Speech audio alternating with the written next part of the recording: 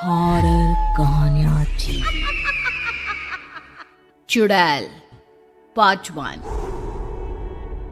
ऊंची ऊंची पहाड़ियों और घने जंगल से घिरा हुआ भैरवगढ़ गांव काली पहाड़ी के ठीक पीछे था।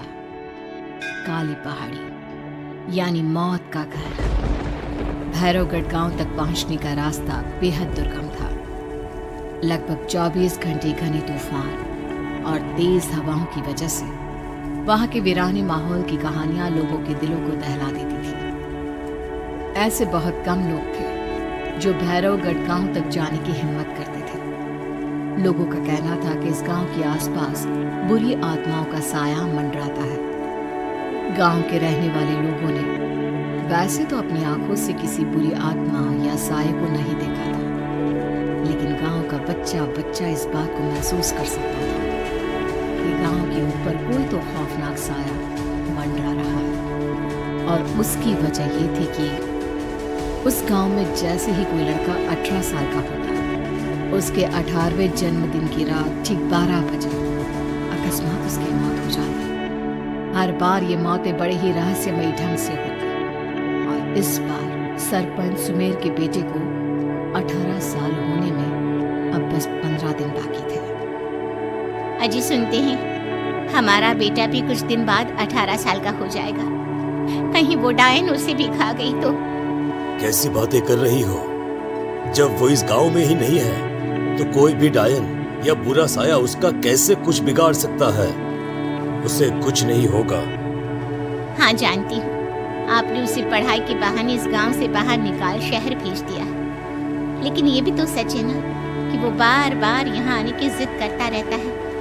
वो चाहे कितनी भी जिद कर ले जानकी, पर मैं उसे इस गांव में कभी वापस नहीं आने दूंगा। मैं नहीं चाहता कि गांव के दूसरे लड़कों की तरह मेरे बेटे की भी अजीबोगरीब ढंग से मौत हो जाए। कभी कभी तो लगता है कि हम सब गांव वालों को हिम्मत करके अपने गांव को इस बुरी आत्मा से छुड़वा लेना चाहिए। लेकिन कौन जानता है आखिर वो खतरनाक साया किसका है? वो काली आत्मा कौन है जो रातों रात हमारे गांव के लड़कों को निगल जाती है? सुमेर और जानकी जब ये सारी बातें कर रहे थे तब रात के लगभग 10 बज चुके थे और हर रात की तरह भैरवगढ़ गांव एक भयानक काले तूफान की आगोश में था। बाहर चल रही तेज हवाएं और बारिश के बीच कभी कभी ऐसा लगता जैसे कोई बुरी तरह से चीख रहा है। किसी के तड़पने और चीखने की आवाजें गांव के कानों में बार बार टकराती, पर वहां रहने वाले किसी भी औरत या आदमी के अंदर इतना साहस नहीं था कि वो अपने घर से बाहर कदम रख के उन आवाजों तक पहुंच सके। सो जाओ जानकी और घर के खिड़की दरवाजे कसकर बंद कर दो। अब जानकी सब खिड़कियां ठीक से बंद करने ही लगती है कि तभी उसे अपने घर के दरवाजे पर जोर जोर से खटखटाने की आवाजें सुनाई देती हैं। इन आवाजों को सुनकर जानकी और सुमेर के चेहरे डर से पीले और हाथ पैर ठंडे पड़ जाते हैं। जानकी, जानकी, इतनी रात कौन होगा? पता नहीं, ऐसा लग रहा है कोई बुरी तरह से दरवाजा खटखटा रहा है। अरे हाँ, पर किसी की आवाज भी तो नहीं आ रही। क्या करूं? दरवाजा खोल लूं या नहीं? कहीं ऐसा ना हो कि किसी को हमारी मदद की जरूरत हो। लड़खड़ाते कदमों से सुमेर दरवाजे के करीब जाता है और अपने कान को दरवाजे पर रख धीरे से आवाज देते हुए पूछता है, कौन है? कौन है वहाँ? तभी एक बेहद डराने वाली आवाज उसके कानों से टकराती है। दरवाजा खोलो, दरवाजा खोलो, वरना आज की रात इस गांव में कोई जिंदा नहीं बचेगा। मैं जानती हूँ तुम्हारा बेटा 18 साल का होने वाला है। अगर उसकी जान की जरा भी परवाह है तो दरवाजा खोल दो। इस आवाज को सुनते ही सुमेर घबरा कर पीछे हट जाता है और जानकी को पूरी बात बताता है। नहीं, वो डायन हमारे घर तक तो नहीं पहुंच गई। अब हम क्या करेंगे? मुझे दरवाजा खोलना ही होगा जानकी। मेरे पास अब कोई रास्ता नहीं है। इतना कहकर सुमेर डर से अपनी दोनों आंखें कसकर बंद करता है और और कांपते हाथों के साथ झटके से दरवाजा खोल देता है। तभी किसी के जोर से हंसने की आवाज सुमेर और जानकी को सुनाई देती है। उस आवाज को सुन दोनों दरवाजे की तरफ देखते हैं और सामने अपने बेटे राहुल को खड़ा देख दंग रह जाते हैं। राहुल के हाथ में उसका मोबाइल होता है जिसमें से वो आवाज बज रही थी। ये क्या मजाक है? तू यहाँ, तुझे मना किया था ना गांव में आने को, समझ में नहीं आता क्या? 18 साल का होने वाला है तू। माँ, आप लोग भी पता नहीं किन अंधविश्वास भरी बातों पर भरोसा करते हैं।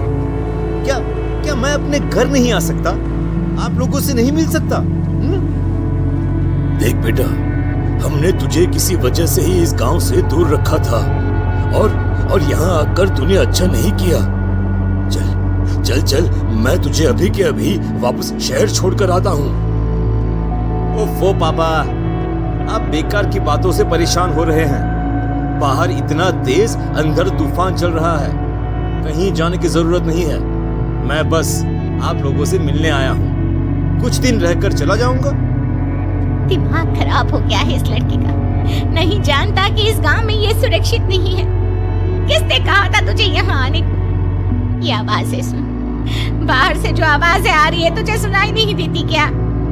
अरे माँ, जब जोर से तूफान चलता है, तेज हवाएं चलती हैं, तो इसी तरह की आवाजें आती हैं। ये बहुत नॉर्मल है माँ। नॉर्मल होगी तेरे लिए बेटा। 4 दिन शहर में पढ़कर आया है तो अपने माँ बाप की बात नहीं मान सकता। माँ, मुझे अभी बहुत जोरों से भूख लगी है, पहले कुछ खिला दो, और रात भी बहुत हो गई है। हम इस बारे में कल बात करते हैं, ठीक है? राहुल के वापस आ जाने से जानकी और सुमेर की आंखों की नींद उड़ गई थी। खाना खाने के बाद राहुल तो अपने बिस्तर पर जाकर सो गया, लेकिन जानकी और सुमेर पूरी रात उसके कमरे के बाहर पहरेदारी करते रहे। उन्हें पल पल इसी बात का डर था कि कहीं उनके बेटे को कुछ हो ना जाए। रात बीतती है, सुबह का सूरज निकलता है। अब जैसे ही वो राहुल को नींद से जागते देखते हैं तो उन दोनों के दिल को सुकून मिलता है। अरे माँ, पापा, आप अभी तक यहीं बैठे हैं? क्या पूरी रात सोए नहीं? जिनके जवान बेटी की जान को खतरा हो, उन माँ बाप को नींद नहीं आती बेटा। अब तो वापस शहर चला जा। देखो माँ, मैं किसी जरूरी काम से इस गांव में आया हूँ और वो काम पूरा होने के बाद मैं खुद यहाँ से चला जाऊंगा। काम? गांव में तेरा क्या काम है? पापा, मैं बचपन से ही इस गांव के बारे में बेहद डरावने किस्से सुनते आया हूँ, इसीलिए अब मैं उन्हीं किस्सों के ऊपर डॉक्यूमेंट्री फिल्म बनाऊंगा। रिसर्च करना चाहता हूँ कि आखिर सच्चाई है क्या। हे भगवान, लो जी सुन लिया, और भेजो इसे पढ़ने के लिए शहर। मैंने आपसे पहले ही कहा था मेरी बहन के पास दूसरे गांव भेज दो। ना ये शहर जाता और ना उल जुलूल की बात इसके दिमाग में आती। जानकी और सुमेर राहुल को समझाने की बहुत कोशिश करते हैं, पर वो किसी की बात नहीं सुनता और अपना कैमरा लेकर गांव के पास वाली काली पहाड़ी की तरफ निकल जाता है। अब राहुल जैसे ही काली पहाड़ी पर पहुंचता है, उसकी नजर पहाड़ी के ठीक बीचों बीच बनी एक पुरानी झोपड़ी पर पड़ती है। यहाँ भी कोई रहता है क्या? ये इंटरेस्टिंग होगा। राहुल की आवाज पहाड़ों से टकराकर उसके कानों में सुनाई दे रही थी। उसने चारों तरफ का नजारा देखकर वहां की तस्वीरें अपने कैमरे में उतारना शुरू कर दिया। तभी अचानक राहुल ने अपने कैमरे में खींची हुई तस्वीर को जूम करके देखा और उसमें उसे जो नजर आया वो देखकर राहुल के होश उड़ गए। क्या सचमुच उस गांव के ऊपर किसी बुरी आत्मा का साया था? क्या राहुल की जान बच पाएगी? क्या देखा था राहुल ने उस फोटो में जिसे देखकर वो दंग रह गया?